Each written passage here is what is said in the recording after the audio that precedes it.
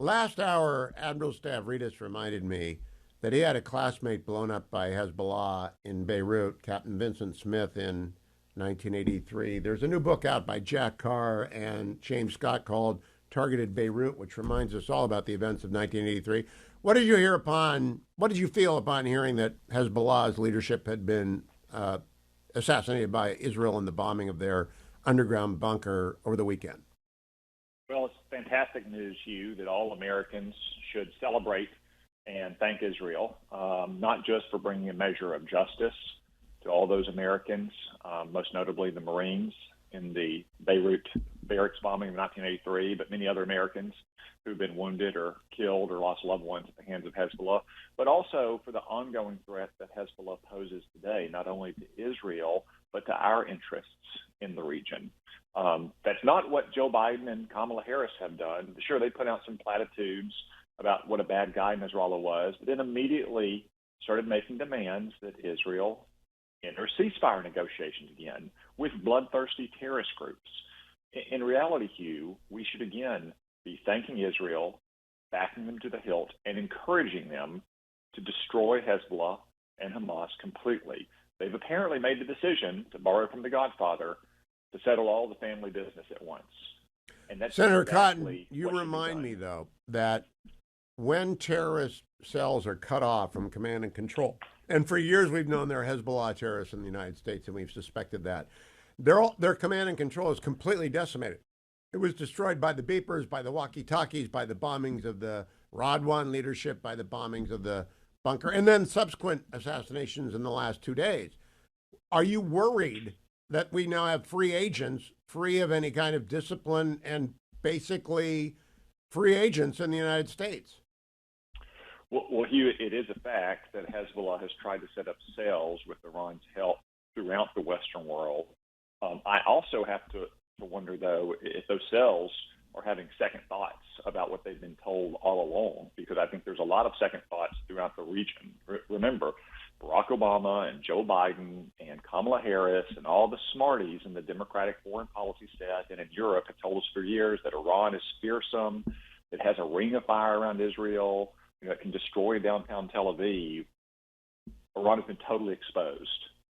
Israel has destroyed Hamas's infrastructure and is mopping up its leadership. Israel has decapitated Hezbollah and is now going into Lebanon to clear out Hezbollah. Where is Iran's response? Where are the hundreds of thousands of rockets and mortars being fired?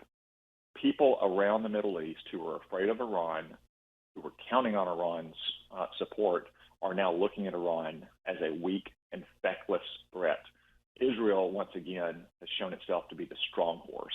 And that's why the United States should back Israel to the hilt. Again, it can't be overstated what a huge strategic victory it is to destroy Hezbollah, which was Iran's main deterrent. We should also destroy Iran's rebel army in Yemen, after which point Iran will be totally exposed with no defenses on its flanks for the first time in decades.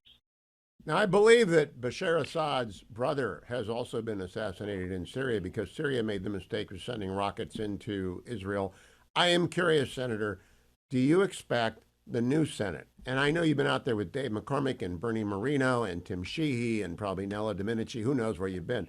Do you expect the new Senate to vote aid to Israel? Because that country is really stretched beyond its limits in terms of both the financial strain on its economy and on the munitions that we've supplied them and have been slow walking under Joe Biden and Kamala Harris. Yeah, Hugh, there's no question that a new Republican-led Senate will back Israel strongly, unlike Chuck Schumer's Senate. Chuck Schumer called for new elections in Israel because he's catering to the anti-Semitic wing in his party that doesn't like Benjamin Netanyahu. I frankly would like to call for new elections in New York to get rid of Chuck Schumer. But that will stop.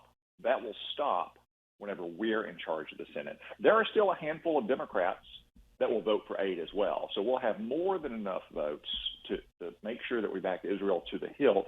They won't be able to hide behind Chuck Schumer and Joe Biden refusing to bring these bills to the floor to vote on it. And it's not just aid, military aid either, Hugh. It's providing Israel the moral, political, and diplomatic support it needs.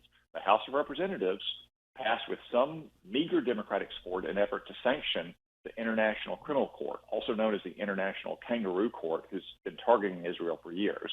Chuck Schumer refuses to bring it to the floor because, again, the Democratic Party has a large and growing anti-Semitic wing in its ranks.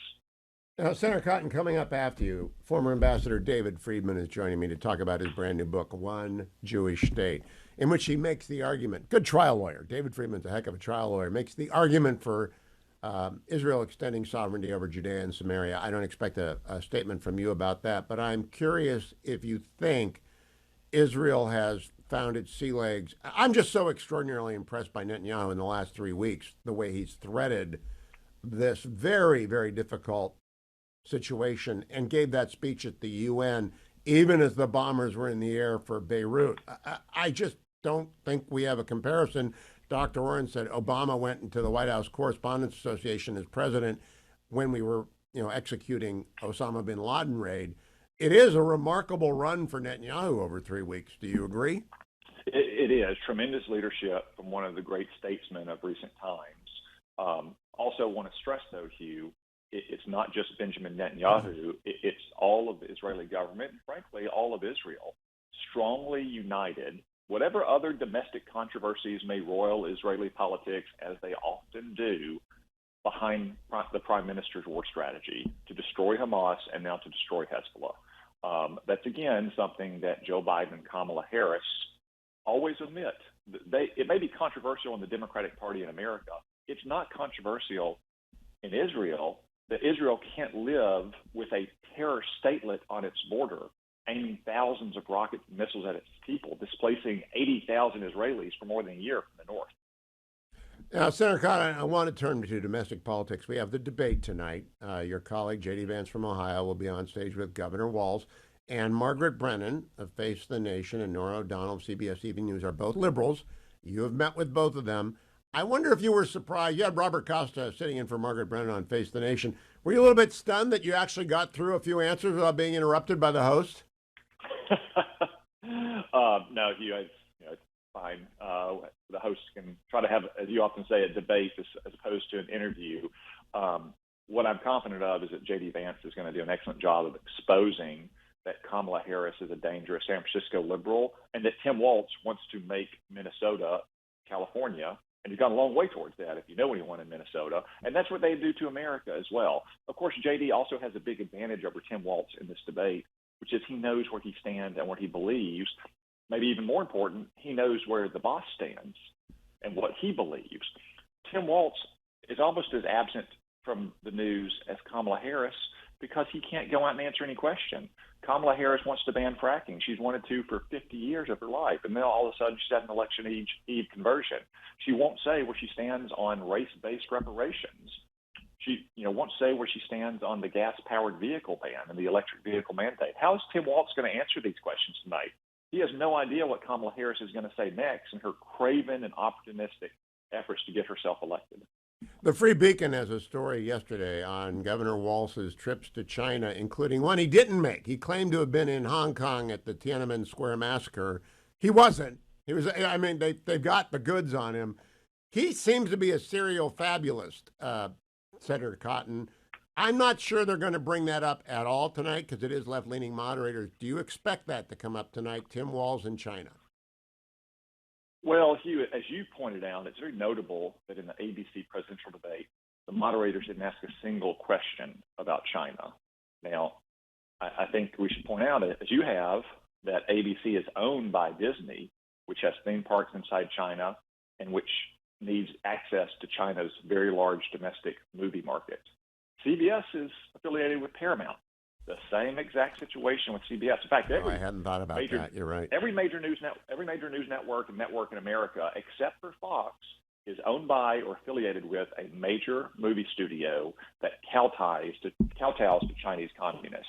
So, no, I wouldn't expect CBS moderators to bring that up. I bet J.D. Vance will, because Tim Walz has a 35-year history of entanglement with the Chinese Communist Party, to include financial enrichment. And lo and behold, Tim Walz has been notoriously soft on Chinese communism for years. I'm very confident that J.D. Vance will point out his soft on communism record, just like Kamala Harris is soft on communism. Last question, Senator. I have been urging people to go to the Salvation Army or Team Rubicon or any group that's operating relief efforts in North Carolina, Tennessee, and Georgia. Did Arkansas, was it spared by the hurricane, or is it also suffering?